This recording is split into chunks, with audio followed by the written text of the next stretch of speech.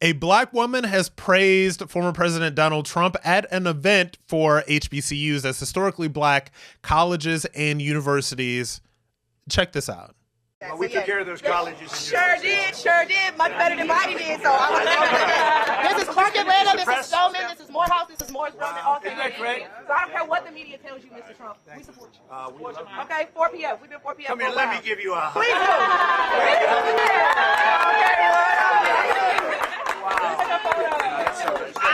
Thank you. Tell my mama I made it. Okay, that's funny. Number one, there's nothing that Trump loves more than when people love him. So I'm not surprised at that reaction. But let's really dig into this and let's really think about it. First of all, and like I said, I'm an independent. I am not a registered. I've literally re-registered as an independent, like the whole thing, because what I didn't want to do is I don't want to spend my time in 2024 being like some brain dead Trump booster that is just like rah, Trump is great about everything and all of that other stuff.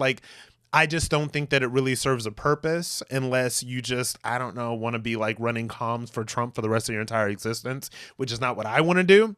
But that being said, I got to keep it real about a couple of things. First of all, what Trump did for HBCUs, that a lot of people on the left have just, when Republicans do something good for black people or LGBT people or whoever, what the left does is they will not lie about this, but they will ignore it. And so what Trump did when he was president, and I will die on the hill that Trump and the people that were in his office at the time made a lot of overtures to African-American voters, both in proposal and in policy. And one of the things that he did was he absolutely made funding for HBCUs permanent at the federal level. This is something that he did. And now what the Biden administration does and what the liberals and the left can do is they can have all these events at White House and they can, pull all these celebrities in. I think that they used the cast of A Different World for an HBCU photo op at the White House, and Kamala Harris made some. They're really good at spin. They're really good at making it seem as if they did the things that were already done before they came back.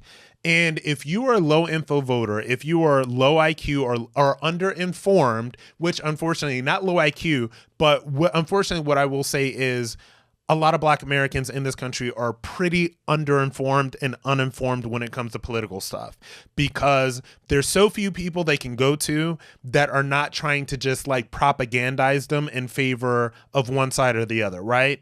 So there's a lot of people, every paid black liberal mouthpiece that has any kind of media position right now is basically trying to propagandize you to be pro-Democrat and against Republicans. That's what they're doing. And a lot of the black people, and I got to tell you, a lot of the black people that are super hardcore pro-Trump just basically exist to be sycophants and apologists for everything, right? And so what I try to do is I try to keep it real and try to call the balls or the strikes. And the reality of the situation is that what he did for HBCUs did help and continues to help to this day. A lot of black people are not going to know that. Now, here's something interesting from a policy perspective, and actually even from a get out the vote or voter targeting perspective, is that black women are the least likely to vote for Trump. Now, when people talk about Trump and the black vote and all this other stuff, they're talking about black men. Black men are low-hanging fruit for Trump, all right? Black women are harder. And so the question is, does it make any sense at all for them to even target black women? I don't know. But if they wanted to, they could probably start with the HBCUs in the education capacity.